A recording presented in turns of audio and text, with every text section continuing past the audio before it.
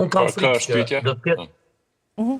Po, e lezi, pastaj mund dalim dhe tek Emanueli. Unë kam frikë që kjo luftë hibride është një lloj traseje, një lloj përgatitje për përdorimin edhe mjeteve të tjera, patëm të cenem sigurisë ajrore të Shtetit Bashkimit Evropian siç është Polonia, dhe nuk mendoj që do të mbyllet me kaq, padyshim që do të kemi mund të themi eskalim të situatës.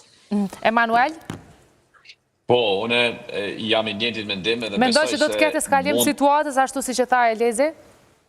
Konfrontim ushtarak, do të ketë konfrontim ushtarak, po jo luft, si themi, ndoshta diferenca nuk është edhe të madhe, por është, për shkak se konfrontimi ushtarak mund të bëhet ta zëjmë, Rusia mund të lacojë një raketë hipersionike nga territori i Ukrainës, që mund të verifikohet që është ta zëjmë nën kontrollin e Rusisë, por që mund të mohohet nga Rusia.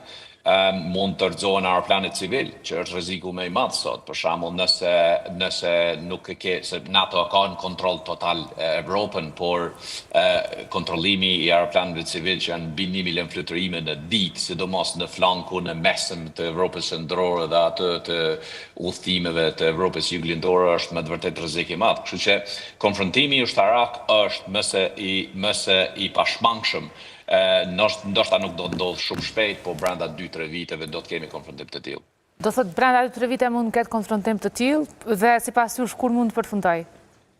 Kur mund të qetësohet vota përsëri edhe me gjithë zhvillimet që aktualisht janë duke ndodhur në Amerikë dhe si do të ndikojnë pastaj edhe në pjesën tjetër të botës, veçanërisht tek shtetet më të vogla si Kosova, Shqipëria?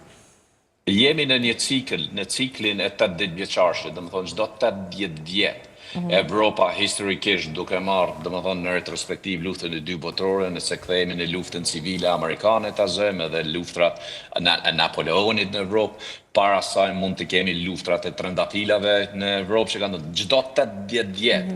Evropa si do të jetë kjo lufta pas të 10 vjetëve? Çdo cikël, po çdo cikël i çdo 80 vjeç zgjat deri 4-5 deri në 10 vjet. Kështu që unë besoj që kjo dekada ashme deri në dekadën e 40, mes 40-s ne do ta kemi, unë e quaj dispersed uncertainty, në anglisht, në shqip i vjen një rrezikshmëri ose pasiguri e shpërndar. Nuk është vetëm siç e tha më herët edhe kolegu,